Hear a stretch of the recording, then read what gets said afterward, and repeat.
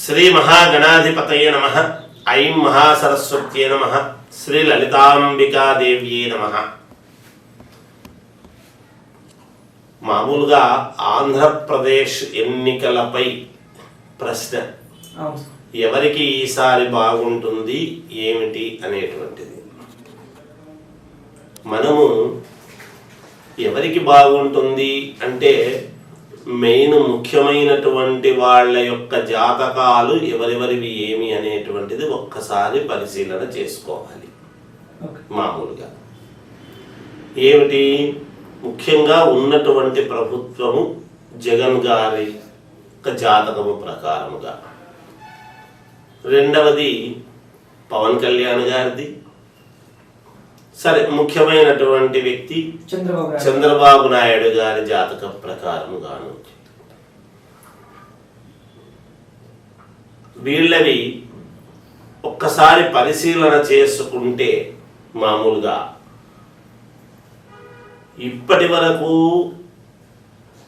ఒక మహాద్భుతముగా ఉన్నటువంటి ప్రభుత్వము ముందుకు నడుస్తూ వస్తూ ఉన్నది. నిజానికి ఈసారి ఉన్న ప్రభుత్వము చాలా చాలా అంటే జాగ్రత్తలు తీసుకోవాల్సినటువంటి అవసరము ఉన్నది అనేటువంటిది ఒక ముఖ్యమైన విషయం. అయితే జాతకాల ప్రకారముగా వచ్చేటప్పటికి మేము చూసినప్పుడు ఏమవుతుంది అంటే, చంద్రబాబు నాయుడు గారి జాతక ప్రకారం, పవన్ కళ్యాణ్ గారి జాతక ప్రకారం, నేను కొన్ని వీడియోల్లో పవన్ కళ్యాణ్ గారి జాతకము గురించి చెప్పాను. నేను మీకు కొన్ని మీడియా సంస్థల వాళ్ళు అడిగితే చెప్పాను.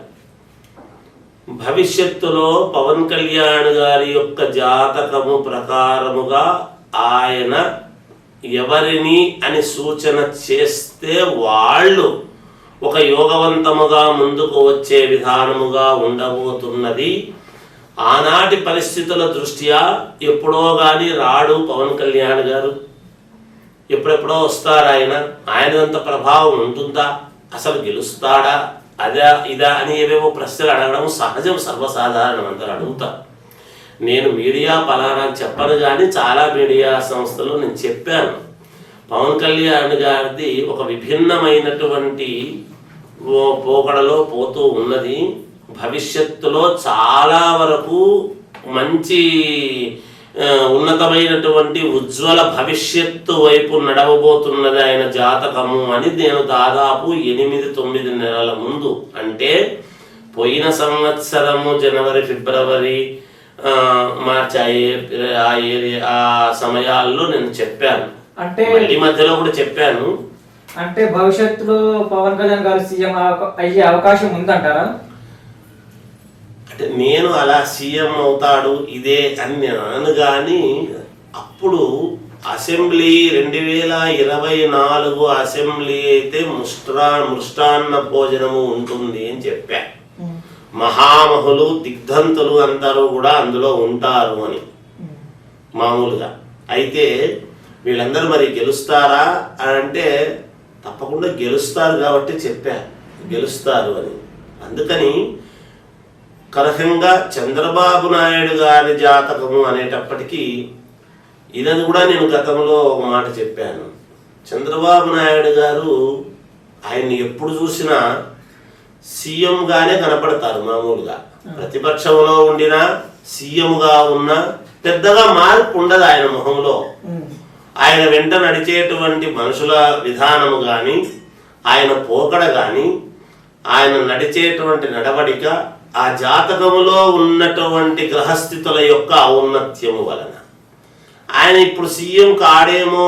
మనము మారుంటారు సహజమే, మామూలుగా అవతలి వాళ్ళు చేస్తుంటారు, చెందుతూ ఉంటారు. కానీ ప్రతిపక్ష నేతగా ఉన్న ఏమాత్రము కించిత్ డీలా అనేటువంటిది పడిపోకుండా, ముఖంలో ఏమాత్రము తేడా రాకుండా స్థితప్రజ్ఞత, ముఖ్యంగా చెప్పదలుచుకున్నది ఏమిటంటే స్థితప్రజ్ఞత అని.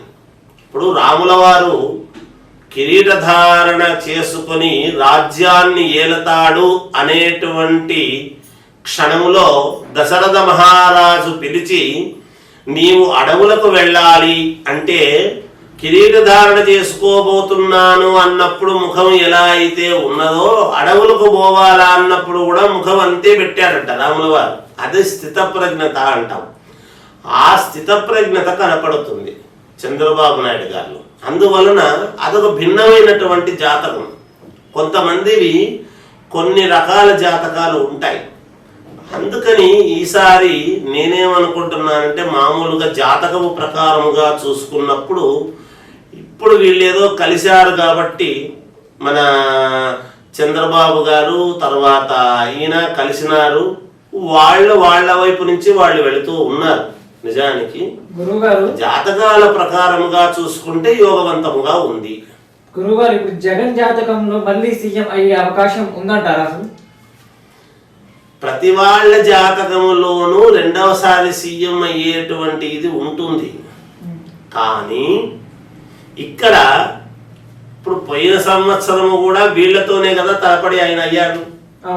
అంతకుముందు 2014లో మరి ఇదే చంద్రబాబు నాయుడుతో తలపడే కదా ఆయన కూడా మళ్ళీ ఇదయ్యాడు. అప్పుడు కాలేకపోయాడుగా, వీళ్ళతోనే కదా తలపడి అయిండేది.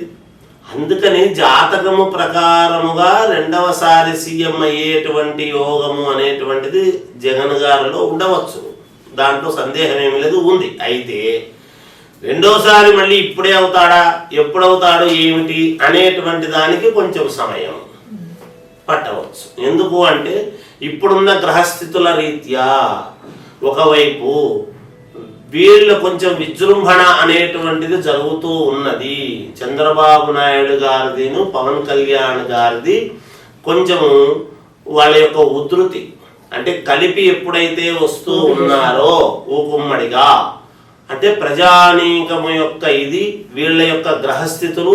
ఏ వ్యక్తులైనా మనం ఏం చూస్తాము, వివాహం చేస్తున్నప్పుడు పొంతన భార్యాభర్తల అనుకూలత రెండు జాతకాలు చూసినప్పుడు ఏం చెప్తాము అంటే వీళ్ళు చేసుకున్న తర్వాత వీళ్లకు మహాద్భుతమైనటువంటి యోగం ఉన్నది, భవిష్యత్తులో చాలా మంచి స్థితికి చేరుతారు అని అంటేనే కదా ఇద్దరికి వివాహం అనేది చేస్తాం. అలా వీళ్ళ కలయిక వల్ల రేపు భవిష్యత్తులో ఎలా ఉండబోతుంది అంటే బాగుంది కాబట్టి బాగుంది అని చెబుతున్నాం. కలయిక వల్ల బాగుంది, అందువలన కొంచెము వీళ్ళ యొక్క ఉధృతి విపరీతముగా ఉండబోతుంది అనేటువంటిది తెలియజేస్తుంది.